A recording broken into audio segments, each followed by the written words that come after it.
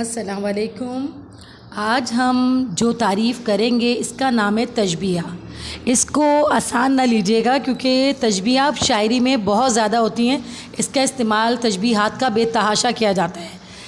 اس کی تعریف کچھ اس طرح سے ہوگی: کسی شخص یا چیز کو اس کی خاص صفت کی وجہ سے کسی دوسری شخص یا چیز کی طرح قرار دینا تشبیہ کہلاتا ہے۔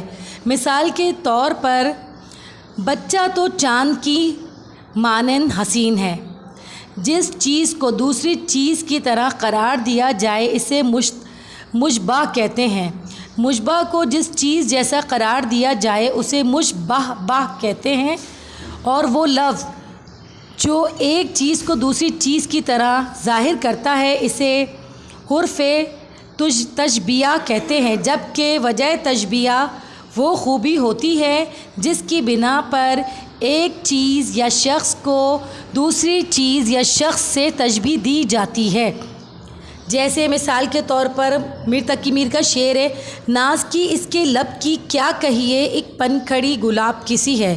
اس شعر میں کسی کے ہونٹ پنکھڑی گلاب کے جیسے تو نہیں ہو سکتے، لیکن کیونکہ پنکھڑی گلاب کی لوگوں کو خوبصورت لگتی ہے اس لیے انہوں نے اس کے ہونٹوں کو تشبیہ قرار کس سے دی ہے؟ گلاب کی پنکھڑی سے۔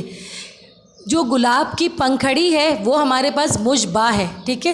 ہونٹ کو قرار دیا گیا ہے وہ مشبہ ہے، تو جس چیز کو قرار دیا گیا اسے ہم تشبیہ کہیں گے، صحیح ہے۔ اس کو بار بار سنیے گا، سمجھیے گا کہ تشبیہ کا کیا مطلب ہے۔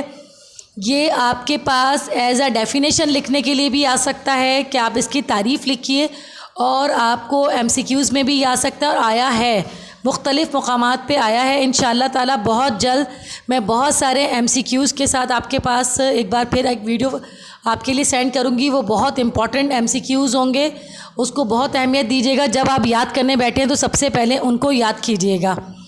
اس کو زیادہ سے زیادہ شیئر کیجیے، سینڈ کیجیے، اور ان لوگوں تک پہنچائے جو ابھی تک پڑھائی سٹارٹ نہیں کر سکے۔ اپنا بہت بہت خیال رکھیے گا۔ اللہ حافظ۔